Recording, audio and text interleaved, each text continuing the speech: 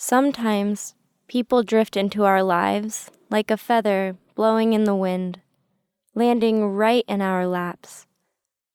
There's really not a clear explanation for it, other than maybe fate. At least, that's what my daddy used to say.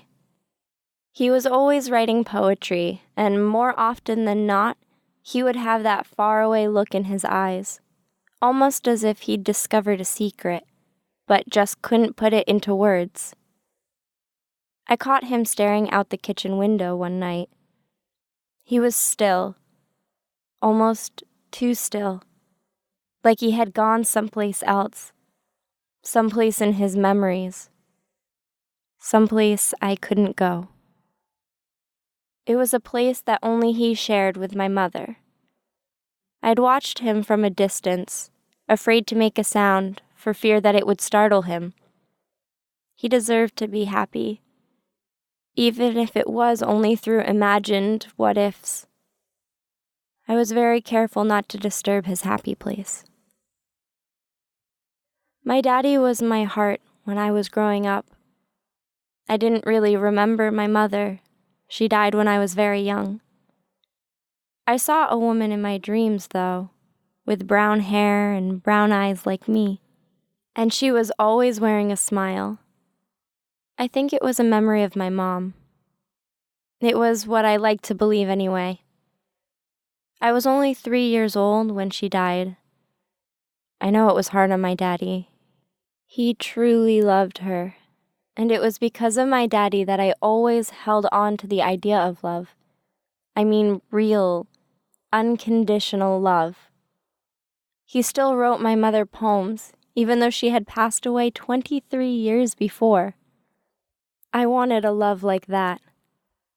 I wanted a love that completely transported me from my kitchen to wherever my love was, just by whispering their name over my lips or drinking in a sweet memory. I wanted it, but I was also scared to death to get it.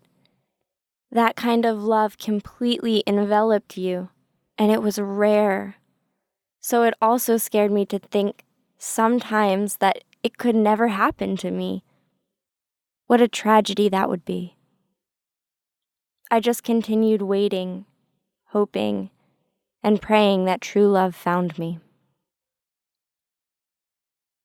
Are you okay? You seem like you have a lot on your mind. My thoughts were interrupted by the kind older lady sitting next to me on the plane. I had barely noticed her at all, since I had apparently been staring out the window since takeoff. Oh, yes, I'm fine. Thank you. I guess I do have a lot on my mind. I'm sorry, I didn't mean to be rude. Oh, it's okay, dear. You weren't being rude. I just wanted to make sure everything was all right with you. She smiled warmly. Thank you, but I'm fine. Her eyes were soft and a light blue. Her gray hair was fixed neatly in a bun. She wore glasses and seemed to be knitting a scarf. Or maybe it was socks? No. Wait, did people knit socks? Okay, so I couldn't tell what she was knitting, but it was nice having someone ask me if I was okay, even if it was a total stranger. But the truth was, I lied. I was not okay. I was dying inside. But I absolutely would not break down in front of a bunch of strangers. I'd wait until I got back home. My childhood home. I could fall apart there.